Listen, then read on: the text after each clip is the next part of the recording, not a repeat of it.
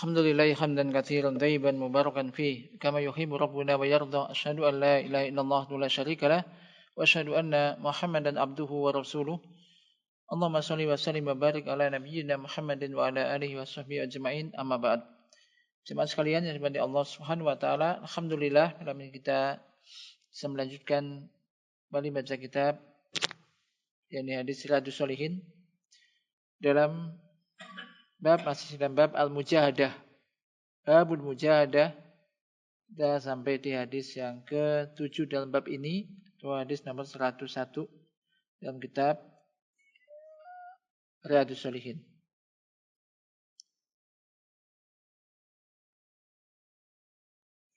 Qala mu'allif rahimahullah ta'ala as-sabi' anhu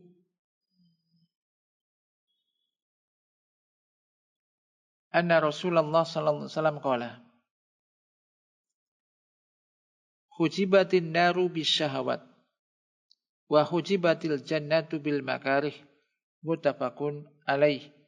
Wa fi riwayatin li muslimin khuffat badala hujibat wa huwa bimaknahu ay bainahu wa bainaha hadzal hijab fa idza fa'alahu dakhalaha.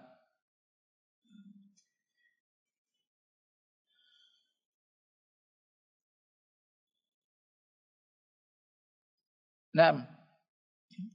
Hadis yang ke-7 dari bab ini, wa anhu, dan darinya bahwasanya Rasulullah sallallahu alaihi wasallam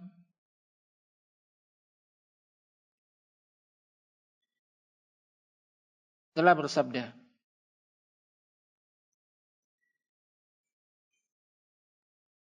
yakni hujibatin naru bisyahawat. An-nar ini hujibat, yakni terhalang atau dihijab dengan syahwat, dengan syahwat-syahwat.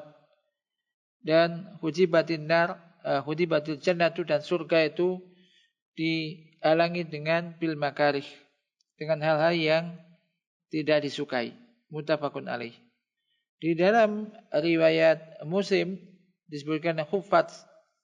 Khuffat ini ya dikelilingi. Padahal pengganti dari hujibat. Maknanya sama. Yaitu maksudnya antara dia dengan neraka ini ada hijab ini. Dikelilingi dengan hal-hal tersebut. Fa idza fa'alahu, jika ia melakukan hal itu, maka berarti dia masuk ke dalamnya. Neraka dikelilingi oleh hal-hal yang disenangi oleh hawa nafsu. Ketika disenangi oleh hawa nafsu ini dilakukan, maka ia masuk ke dalamnya. Surga dikelilingi, yakni dengan hal-hal yang tidak disukai. Tidak disukai oleh nafsu. Tidak disukai oleh nafsu. Nah, di sini Imam Bukhari dan Muslim, penjelasan dari hadis ini, qala Al-Utsaimin rahimahullah, qala al-mu'allif rahimallahu taala fi ma naqalahu an Abi Hurairah radhiyallahu anhu anna Rasulullah sallallahu alaihi wasallam qala khufatin naru bisyahawat wa fi lafdhin hujibat wa khufatil jannatu bil makarih wa fi lafdhin hujibatil jannatu bil makarih, yakni ukhitat biha. Penulis Imam Nawawi rahimahullah ta'ala telah mengatakan di dalam apa yang beliau nukil dari Abu Hurairah radhiyallahu anhu, bahwasanya Rasulullah sallallahu alaihi wasallam ini telah bersabda, neraka itu dikelilingi oleh hal-hal yang disenangi oleh hawa nafsu, oleh syahwat. Wa fi lafdzin, dalam sebuah lafaz disebutkan hujibat tadi, hujibat sama ada hijab yang menghalangi, maksudnya yang mengelilinginya. Dan surga itu dikelilingi oleh bil makarih, dengan sesuatu yang dibenci, enggak disukai oleh jiwa ini. Dalam riwayat yang lain disebutkan dalam lafaz, disebutkan juga hujibatil jannatu bil makarih. Maknanya sama. Yani uhitat biha, dikelilingi. Neraka dikelilingi oleh hal-hal yang tidak disenangi. Hal yang tidak disenangi. Neraka dikelilingi oleh hal-hal yang disenangi oleh hawa nafsu. Surga dikelilingi oleh hal-hal yang dibenci oleh jiwa ini.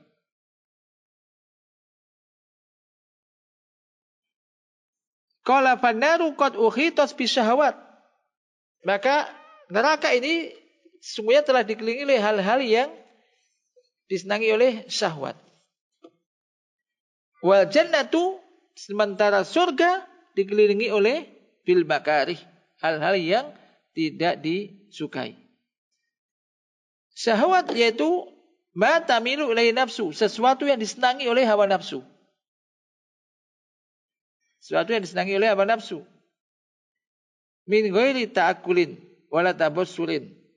Tanpa dipikirkan, dengan akalnya, tanpa dipikirkan dengan ilmu, wala mura'atin lidinin, dan tanpa melihat pertimbangan atau memperhatikan masalah agama. Pokoknya disenangi oleh nafsu kerjakan. Nafsu kerjakan ini. Enggak mesti dengan terhadap wanita. Syahwat ini enggak mesti dengan wanita. Apa saja yang disenangi oleh hawa nafsu, tapi ini bertentangan dengan syariat biasanya. Wala mura'atin li muru'ah. Jadi enggak peduli apa yang disenangi oleh nafsu, apakah menurut agama ini boleh apa enggak dipikirkan. Apakah ini pantas apa tidak, melanggar adab apa tidak, ini enggak dipikirkan. Ini apa? Syahwat, maksudnya syahwat. Contoh fazina wal iyadu billah syahwatul farz. Contohnya zina. Kita berlindung pada Allah dari hal semacam itu. Zina dilakukan kenapa? Syahwat kemaluan. Syahwat kemaluan. Tamilu ilaiha an-nafsu katsiran. Yang banyak sekali, seringkali ini disenangi oleh nafsu ini. Dari nafsu ini. Cenderung ke sana, senang ke sana.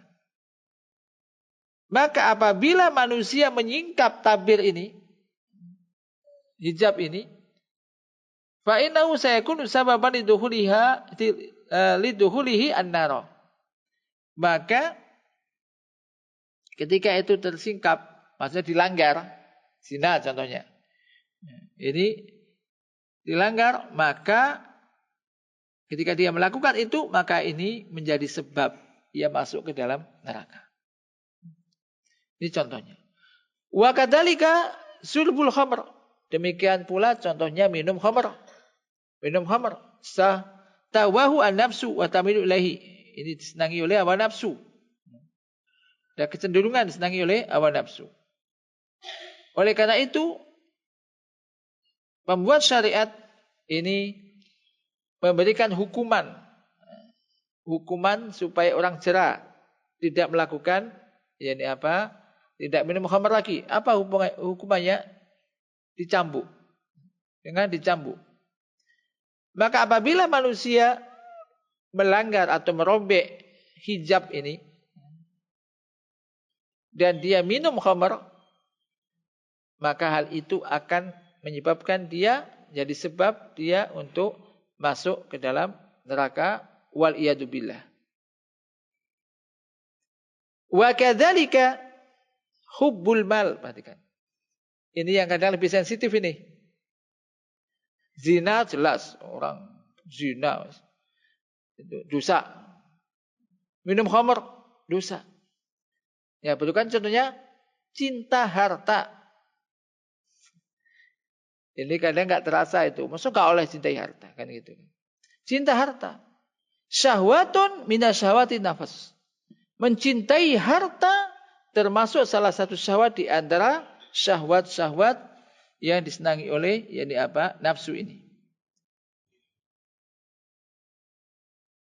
Faida sariqal insanu bidafi syahwati hubbi jam'il mal bali rohbati ayyastauliya ala mali alladhi targhabuhu nafsuhu. Contoh, misalkan orang mencuri. Apabila manusia mencuri, Mencuri kan jelas. Sebenarnya bahasa halus sekarang korupsi. Korupsi jadi ya mencuri. Ini mencuri. Mencuri dengan merampok ya. Kalau merampok jelas. Orangnya dihadang, mungkin bisa dibunuh, untuk dipaksa menyerahkan harta. Kalau mencuri, diambil dengan sembunyi-sembunyi supaya nggak ketahuan kan itu. Contohnya manusia, apabila manusia mencuri, didorong oleh karena ada syahwat, cinta, suka, senang untuk mengumpulkan harta. Dan dia ingin untuk bisa menguasai harta yang dia inginkan, yang diinginkan oleh jiwanya. Maka orang korupsi itu kan karena nafsu. Bahkan terkadang misalkan orang mencuri, orang korupsi contoh misalkan. Orang korupsi itu apakah berarti orang itu miskin? Kadang juga enggak miskin. Dia punya jabatan, punya ini, gajinya juga enggak sedikit.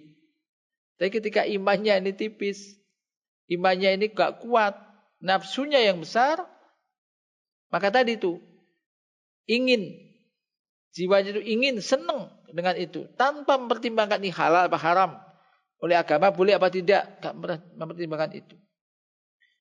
Maka itu dia lakukan itu kenapa? Nafsunya. Kalau nafsunya. Maka apabila orang itu mencuri, berarti dia telah merobek atau menyingkap yakni apa? Tabir ini. Fayasilu ilan nar. Akhirnya dengan melalui pintu itu dia bisa masuk ke dalam neraka. Wal iyadu billah. Wa min dzalika al-ghisu min ajli ayazida samanan sil'ah. Masuk juga masuk nafsu ini, misalkan orang dagang, orang melakukan penipuan, menipu, bohong. Karena sebab ingin supaya dagangannya ini bisa menguntungkan, memberikan keuntungan yang banyak, ditipu. Jadi orang melakukan penipuan atau kebohongan. Ini juga karena hawa nafsunya. Fayafa'aluhul insan, maka orang melakukan itu. Mungkin barang busuk dikatakan baik, barang sudah enggak baru dikatakan baru, atau ada cacat yang ditutup, kemudian supaya laku besar, laku untungnya banyak, semacam itu.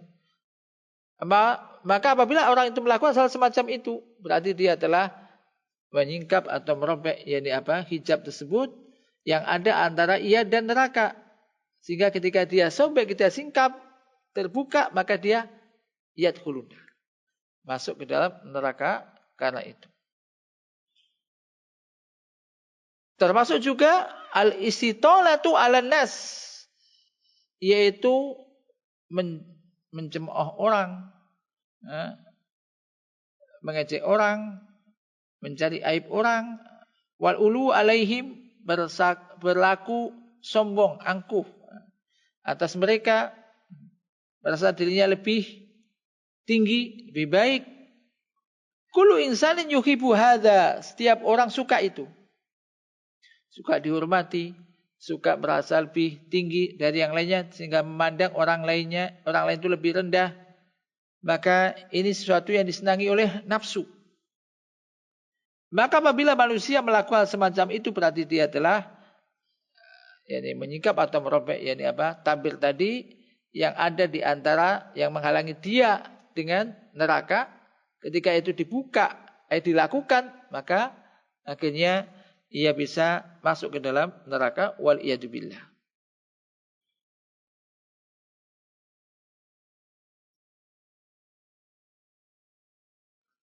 Walakin, akan tetapi, apa obat?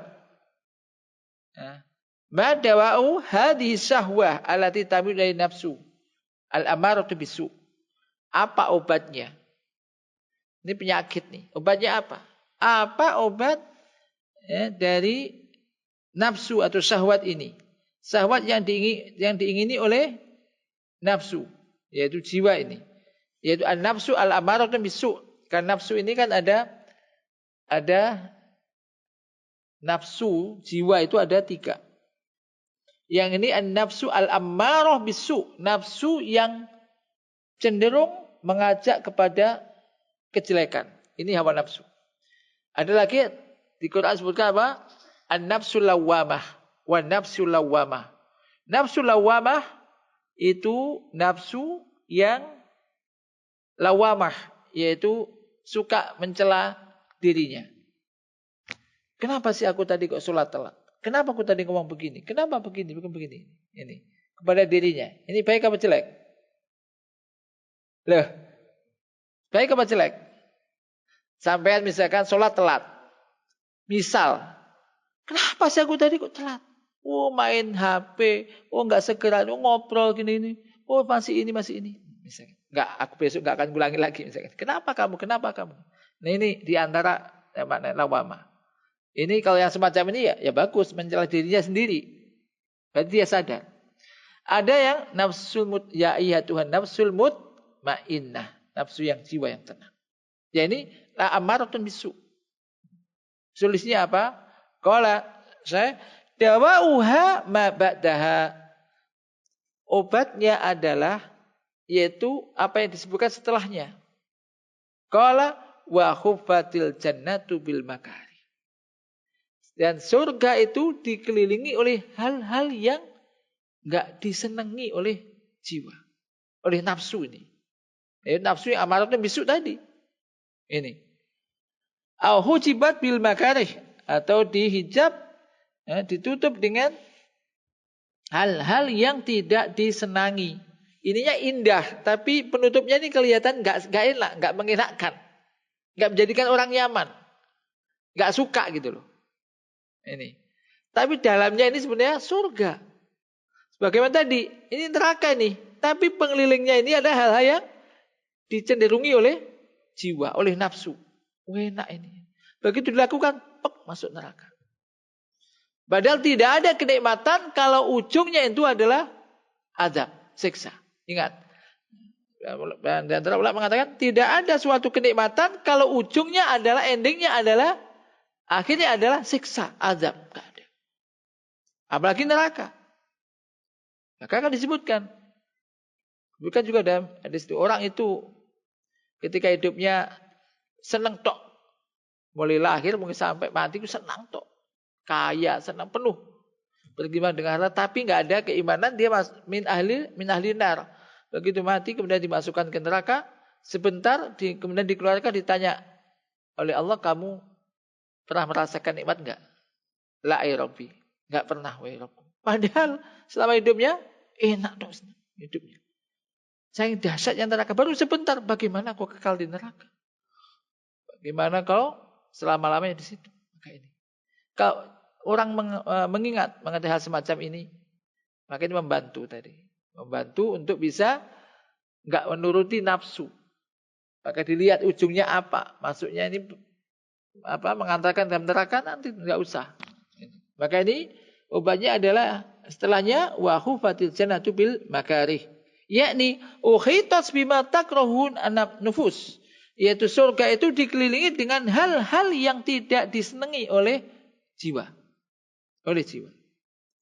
li'annal batila mahbubun lin nafsi al ammarah bisu, karena kebatilan itu dicintai oleh jiwa yang suka, atau yang memang jiwa yang amaratun bisu, jiwa yang biasanya sering membisikkan dan mengajak orang untuk melakukan kejelekan.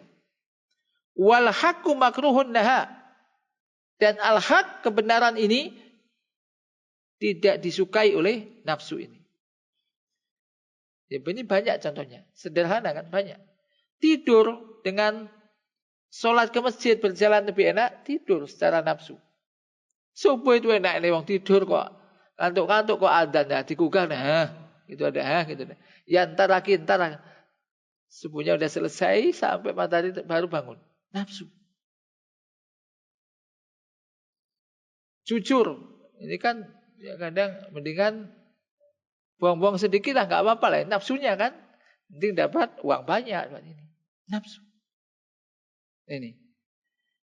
Kebatilan ini dicintai, disukai oleh jiwa yang suka atau selalu memerintahkan kepada kejelekan. Sementara kebenaran ini makruhun lah, tidak disukai olehnya. Fa idza tajawazal insanu hadzal makruh, wa akraha nafsahu al-amarata bisu ala fi'lil wajibat wa ala tarkil muharramat fahina idin yasilu ila jannah. Perhatikan sini, ini obatnya. Maka apabila manusia bisa melewati sesuatu yang gak disenangi ini, dan memaksa hawa nafsunya, memaksa hawa nafsu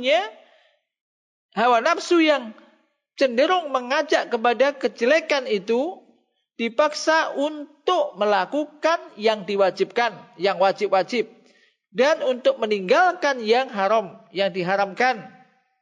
Maka ketika itu yasilu ila jannah, dia bisa sampai ke dalam surga. Maka sesuatu nggak disenangi oleh nafsu, lanjutkan, tundukkan hawa nafsu ini.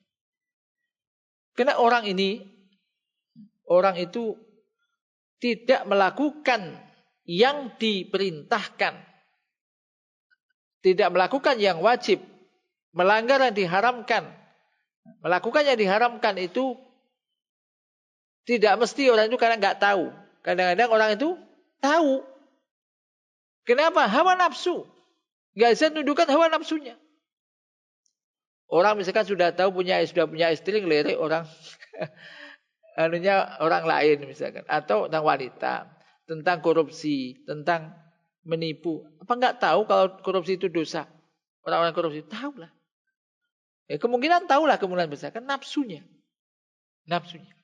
Orang melakukan zina, minum khamar, maksiat. Apakah nggak tahu kalau itu maksiat?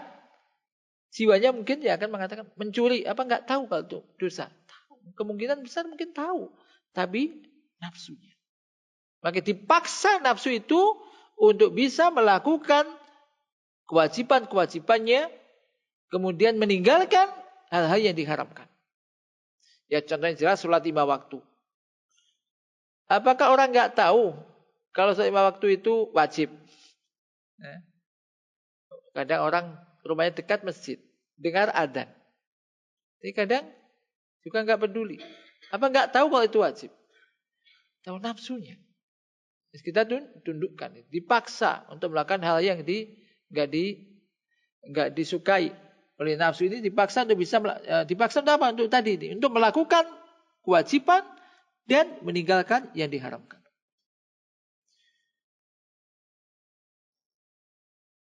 Walihada tajidul insana yastaskilu as-sholawati masalan. Wala siyama fi ayyami sita wa ayyamil bar, wala siyama idza kana fil insani naumun katsirun ba'da ta'abin wa juhdin fatajidu as-sholata sakilatan lah alaih. Ini yang tampak. Salat. Oleh karena itu Anda jumpai manusia itu berat melakukan salat misalnya. Berat melakukan salat. Salat 5 waktu ini. Lebih-lebih kalau di Arab misalkan di musim panas dan juga musim dingin. Siangnya panas, malamnya dingin sekali. Makanya lebih berat untuk melakukan itu. Lebih-lebih kalau orang itu memang banyak tidur. Tidurnya banyak. Ditambah lagi setelah capek. Setelah kerja keras. Capek, lelah. Maka Anda akan mendapati sholat itu terasa berat baginya. Wa yakrahu ayyakuma wa yatsuka afiros alain ad-dafi. Dan Anda akan jumpai dia itu enggak ingin untuk bangun meninggalkan tempat tidur yang empuk. Tempat tidur yang empuk lagi, enak lagi. AC lagi misalkan. Kadang berat. Malas meninggalkan itu. Kenapa? Nafsunya. Walakin in huwa kasara hadzal hajib. Ini kan pengeliling ini, penghalangnya untuk ke surga. Mau sholat itu kan mengatakan ke surga. Tapi dikelilingi hal semacam ini, apabila dia bisa memecahkan penghalang ini, wa qama bihadzal makruh, dan menunaikan apa yang enggak disenangi itu, yaitu bangun, wudu, sholat. Ini enggak disukai. Maka wasola ilal jannah. maka dia akan bisa sampai ke dalam surga. Maka ini harus dilawan. Ya tentunya, dan agar bisa menundukkan hawa nafsu, kita bisa melawan nafsu dengan apa? Yang pertama, doa. Doa. Ya Allah, jadikanlah hawa nafsuku ini bisa untuk mengikuti ajaran yang dibawa oleh Nabi-Mu, oleh Nabi Muhammad SAW. Nah, dalam hadis itu, la yu'minu ahadukum hatta yakuna hawahu taba'an lima jitu bi. Tidaklah sempurna keimanan salah satu di antara kalian hingga hawa nafsunya mengikuti ajaran yang aku bawa. Hawa nafsu ini apa yang menyeret orang untuk melakukan hal yang disenangi tapi bisa mengantarkan ke dalam neraka. Wa kadzalika an-nafsu al-ammarah bis-su. Tad'u sahibaha ila zina wa zina syahwatun wa tuhibbuhu an-nafsu al-ammarah bis-su. Demikian juga jiwa yang senantiasa mengajak kepada kejelekan. Mengajak manusia pemilihnya ini misalkan melakukan zina, dan zina ini adalah syahwat. Dan hal itu disukai oleh jiwa yang mengajak kepada kejelekan. Lakin akan tetapi idza aqalah, jika orang itu mau memikirkannya, aqala sahibuha wa akrahaha ala tajannubi hadhihi syahwah, dan memaksa jiwanya untuk menjauhi syahwat tersebut, bahadza kurhun lahu, dan ini merupakan suatu yang enggak disukai. Enggak disukai. Walakin huwa alladhi yusiluhu ilal jannah. Akan tapi itulah yang bisa mengantarkan dia ke dalam surga. Li anal jannah khufat bil makarih. Karena surga itu dikelilingi oleh hal-hal yang tidak disenangi. Enggak disenangi.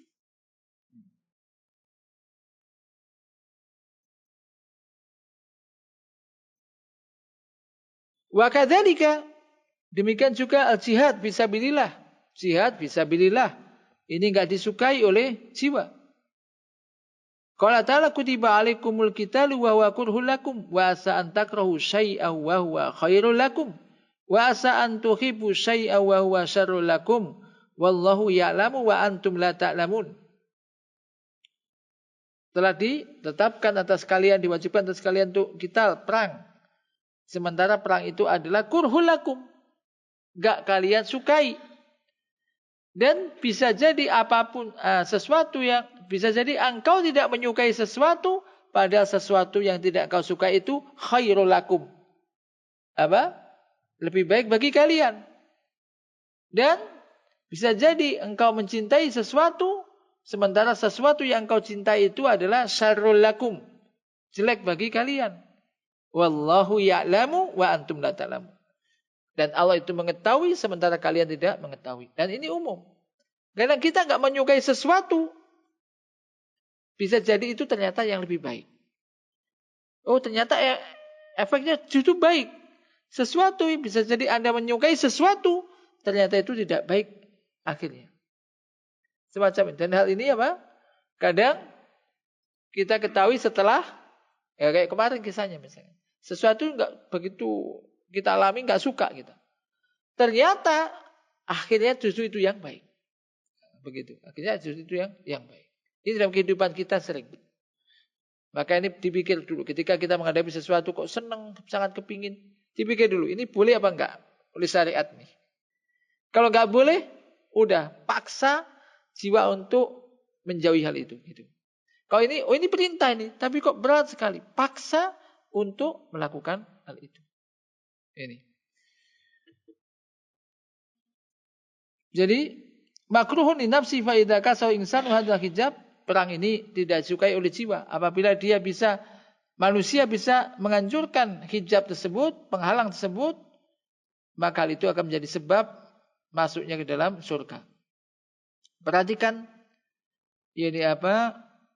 Simak firman Allah Ta'ala, wala tahsabanna alladziina qutilu fi sabilillahi amwatam bal ahya inda rabbihim yurzakun farihina bima atahumullahu min fadlihi wa yastabshiruna billadzina lam yalhaqu bihim min khalfihim alla khaufun 'alaihim wa la hum yahzanun yastabshiruna bi ni'mati minallahi wa fadli wa annallaha la yudhi'u ajral mu'minin.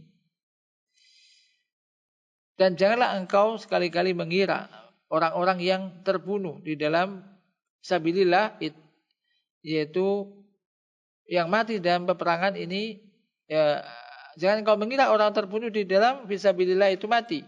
Bahkan mereka itu hidup di sisi Tuhan mereka, yurzakun, mendapatkan rizki.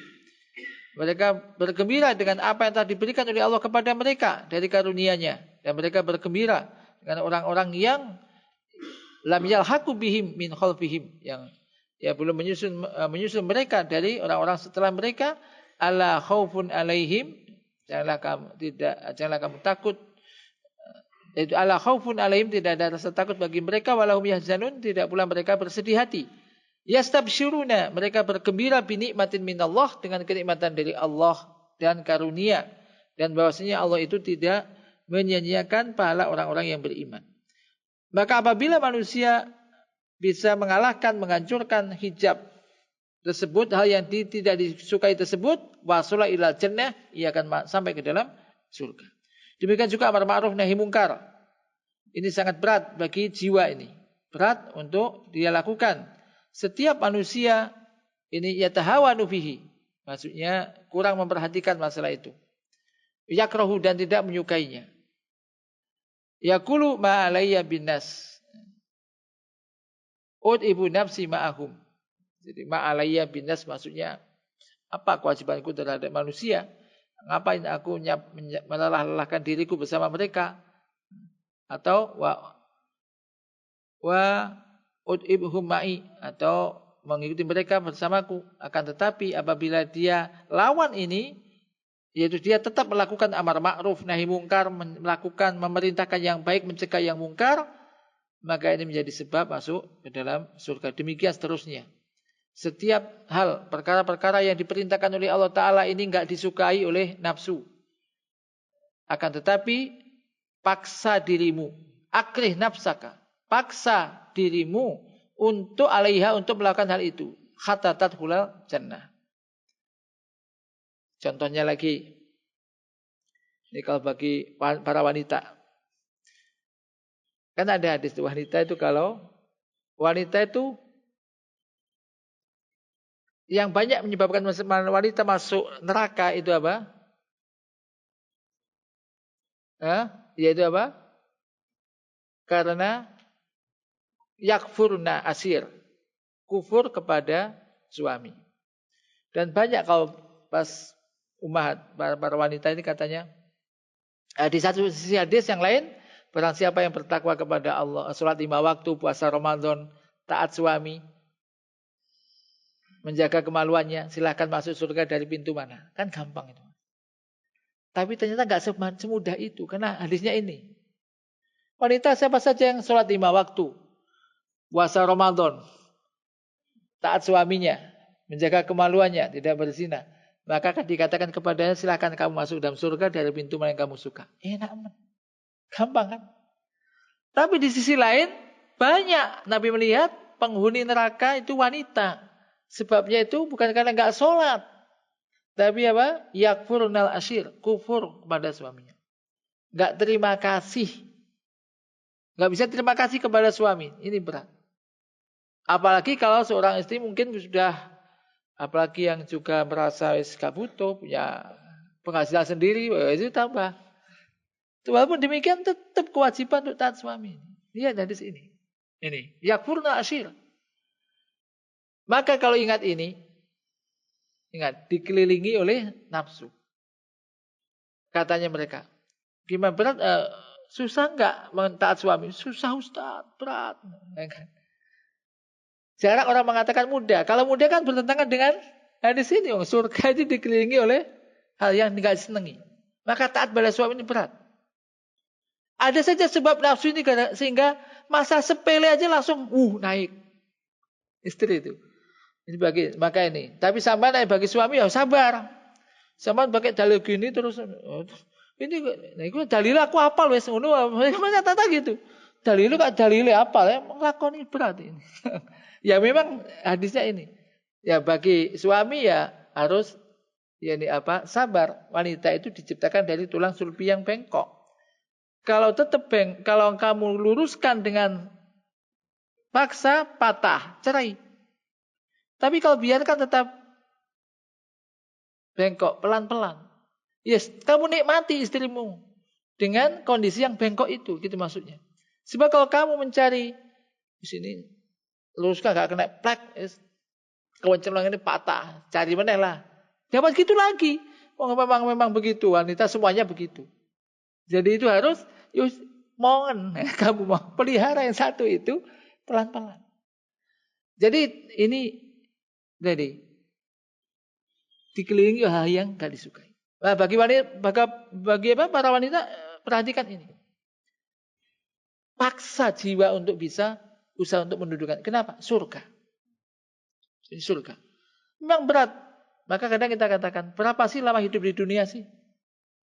Sabar itu sak pelenget. Sak pelenget itu apa? Sebentar. Sebentar tok. Walaupun lama, oke 150 tahun, sebentar dibanding kehidupan setelah mati. Di alam kubur itu lama. Apalagi di akhirat kekal abadi.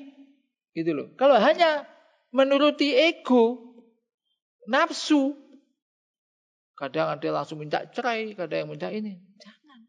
Sudah hidup lama, sudah tua kok ujung-ujungnya minta cerai. Loh emang.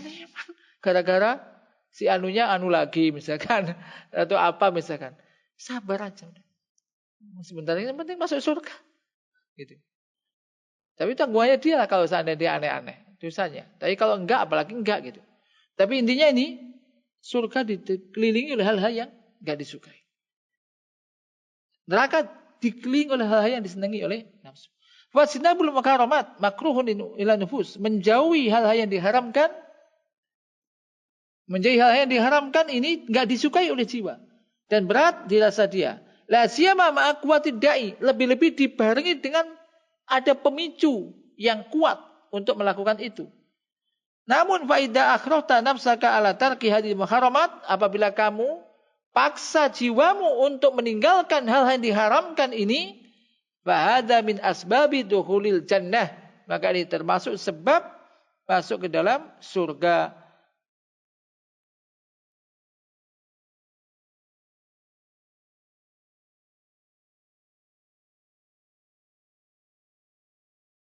Kalau anda rajulan saban azab, beliau contohkan dengan contoh yang terasa.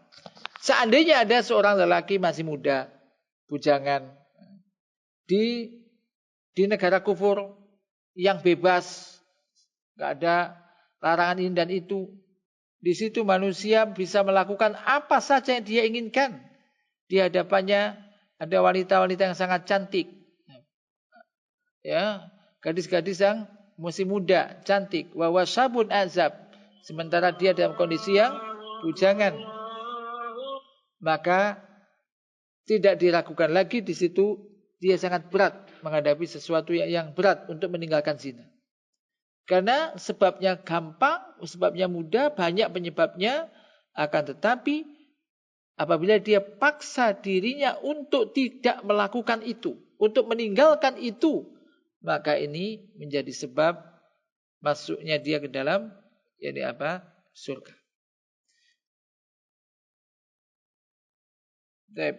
Sementara sampai di sini. Ya.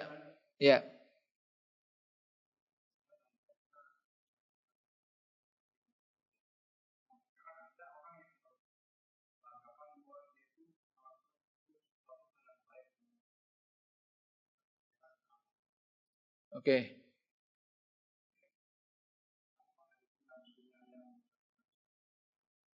Baik itu menurut siapa? Ukurannya. Jangan baik menurut nafsu kita, itu kan baik ini. Tapi Nabi nggak menyuruh. Misalnya Nabi ini kan baik menurut siapa? Nah, ukuran baik dan tidak tentu menurut syariat. Apa yang diwajibkan tadi, apa yang dilarang. Apa yang diwajibkan oleh syariat, apa yang dilarang oleh syariat, bukan oleh kita. Ini baik kok, bagus. Tapi kalau nafsu kita. Ya kan? Jadi kembalinya ukuran baik atau tidak, itu adalah kembali kepada syariat Allah dan Rasulnya. Itu di situ. Jadi kalau dilarang syariat tapi ini baik menurut saya, misalkan. Nah berarti kan menurut nafsu. Menurut nafsu. Maka ini baik dan tidaknya menurut syariat. Ya, tetap ini menurut syariat. Jadi kalau sudah sesuai dengan syariat tentu itu baik, ya memang baik. Tapi biasanya sesuatu yang baik menurut syariat itu ya berat. Ya karena hadisnya ini. Tapi ya dipaksa. Tapi kalau imannya orang itu sudah kuat, insya Allah sudah kuat, maka justru kalau meninggalkan sesuatu yang diwajibkan ini sedih.